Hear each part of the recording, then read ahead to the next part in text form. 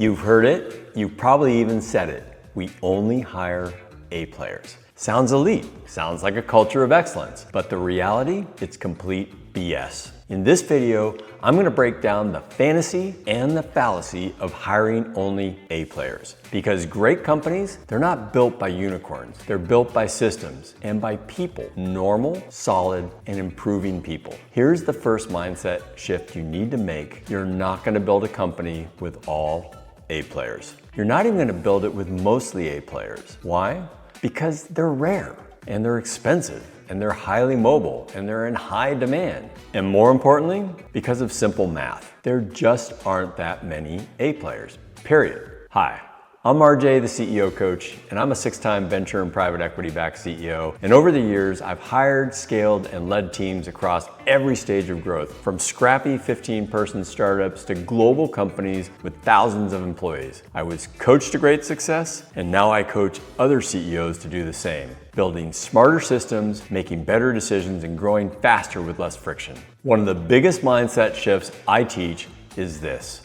Stop chasing the mythical A player and start building a company that actually works with a team you can realistically hire. In this video, I'll show you exactly how. I've run companies with 20 employees and companies with nearly 2,000 employees. In every single case, the distribution of talent looked the same. We had a handful of A players, a strong, steady group of B players, and the majority of our team were C players. Let me repeat that. The majority were C players. That's not failure. That's the human condition. Some of the most loyal and consistent contributors, the ones who really helped those companies scale, were not flashy A players. They were the B players who showed up every day, and the C players who improved quarter after quarter. Okay, let me show you what I mean. This is a bell curve. In any population, whether it's intelligence, athleticism, leadership skills, or workplace performance, people follow a normal distribution. That's human nature. About 68% of people fall within one standard deviation of the mean. These are your B and C players. Roughly 14% are on the high performance tail. Those are your A players. And another 14% fall on the low performance tail, the D and F players. Think about it like high school.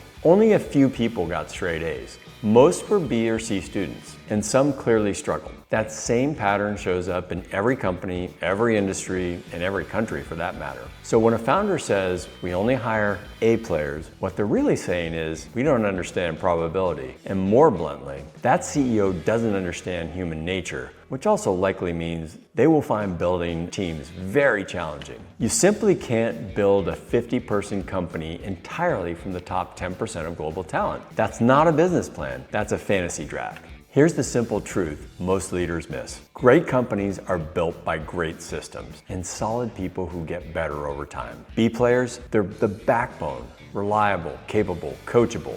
C players, often misunderstood. They don't need to be replaced. They need to be managed. And that's a huge unlock. C players aren't dead weight. They're often unclear, undertrained, or misaligned. So you can move a C- player up to a C+ player, and you can take a C+ player and move them to a B- with good systems and focused leadership. And A players, they often manage themselves. But the middle of the curve, that's where you, the CEO, create the most leverage. At one of my companies, our ops team was full of so-called C players. No MBAs, no dazzling resumes. We gave them structure, a tight rhythm, clear accountability, and within 6 months, they were outperforming expectations. We promoted 3 of them within a year. And here's the thing. None of them would have made it through a traditional A player hiring filter. But they became high impact performers because we built systems around them. Another key success factor to this was we managed our own expectations. If they were solid C players, we didn't put unachievable expectations on them. That doesn't mean we lowered the bar, it just means we managed them better by clearly outlining objectives, providing proper training, and setting realistic timelines for deliverables. In another one of my companies, we had a product manager who started off flailing, clearly a C player on paper. She didn't speak up much, lacked cross-functional skills, and made avoidable mistakes. But we didn't give up. We set a weekly check-in rhythm, paired her with a mentor, and assigned one simple KPI each week. Within 9 months, she was running key product initiatives and mentoring other people. She became a solid B- contributor, not because of magical potential, but because of good process and feedback loops. And trust me, the difference between a C player and a B- player can change the entire outcome of a project. Another CEO I coached shared how he shifted his mindset after trying and failing to build a team of only rock stars. They burned through 3 A players in critical roles, each of whom had different expectations, egos, or unwillingness to collaborate. They finally hired 2 B players instead, gave them playbooks and a rhythm of support, and performance improved. Why? Because consistency, reliability, and steady improvement beat brilliance and chaos every single time. And here's one more case study. A founder I worked with was frustrated by the mediocre performance of her marketing team. She considered replacing most of them, but instead, she brought in a fractional CMO who implemented a campaign calendar, wrote messaging guides, and gave the team clear KPIs. Within 1 quarter, the exact same team tripled lead flow. Same people, better system. The real problem wasn't talent, it was leadership. In that case, when you can't hire the A player full-time, hire a fractional A player. If you're out there chasing unicorns, you're gonna waste time, money, and morale. Your energy should go towards hiring high integrity B players, spotting coachable C players, and of course, cutting D and F players fast, and then building the systems that pull everyone up the curve. Your job isn't to be an Uber talent scout. Your job is to be a systems builder and then find people that fit into those systems and can grow in those systems. To create an environment where the average person can do above average work, where progress is literally baked into the process. Now, unfortunately, I've worked with founders who were obsessed with hiring only A players. They passed on solid, motivated people because they didn't tick every box. Their teams stayed understaffed, burnout went up, and growth slowed. Conversely, I've worked with great CEOs who hired B players, gave them clear onboarding, built strong team culture, and those B players became the engines of those companies. Some actually became the culture carriers. Others stepped into new roles. And they stuck around because people who grow stay longer. Now, let me say something directly to the CEOs who think they're only hiring the supposed A players. If you believe that, you probably redefine what an A player is. You've shifted your own bell curve. You're calling people A players who would have been B players in a different company or a different stage. You're not really raising the bar, you're actually lowering the standard. Because of their own egos, these CEOs have fooled themselves and ultimately end up with a below average team. And that makes it even harder to spot the true outliers, the real needle movers, because the word A player no longer means anything.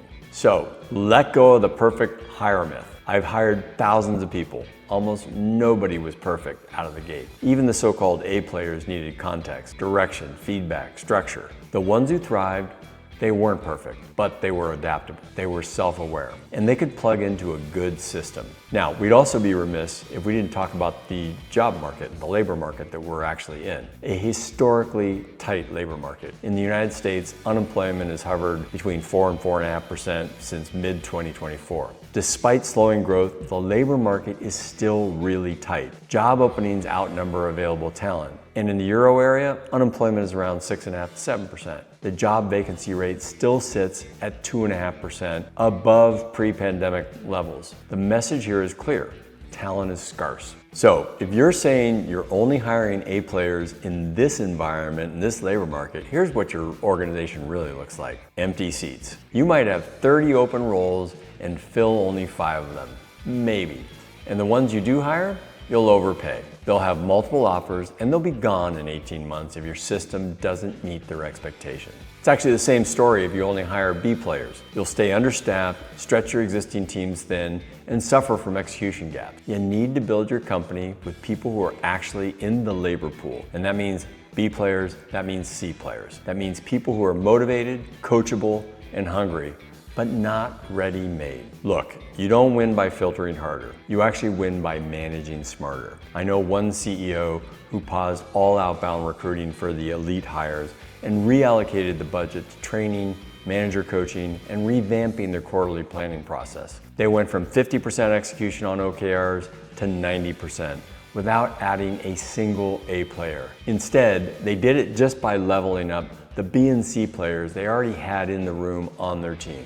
I remember meeting another CEO of a very successful global SaaS company. They actually had a policy to never recruit from top universities. That's right, you heard that right. Never recruit from top universities. Instead, they only hired from second and third tier colleges. Good colleges, but not the elite famous schools. And what'd they get? They got good students, but not intellectual brainiacs. The results? Solid performance that was bolstered by amazing employee retention, which gave the team more experience and better performance. So here's the pattern across every successful company I've ever coached. They stop waiting for the perfect hires. They build systems to grow average performers. They train their managers to coach, not just to task. And they build a high bar for continuous improvement, not talent pedigree. You need a playbook to take a C+ hire and turn them into a B+ performer. That's not idealism, that's strategy, that's scale. Get over the myth of trying to hire only A players. Build a culture where improvement is normal, where feedback is constant, where self-assessments are expected, where progress is tracked and celebrated. Because great companies aren't built by stars. They're built by teams that run great systems. So what's the most elite thing that you can do as CEO? Stop chasing unicorns. Start managing the middle. If you're serious about building a high-performance team without falling for the only A players myth, the next step is pretty simple. Watch the 30-day CEO playbook. It's completely free and packed with the exact frameworks I've used to scale 6 companies, including how to structure your team, level up B and C players, and lead with systems instead of heroics. And if you want more support and structure and accountability, apply to join the 30-day CEO Mastermind.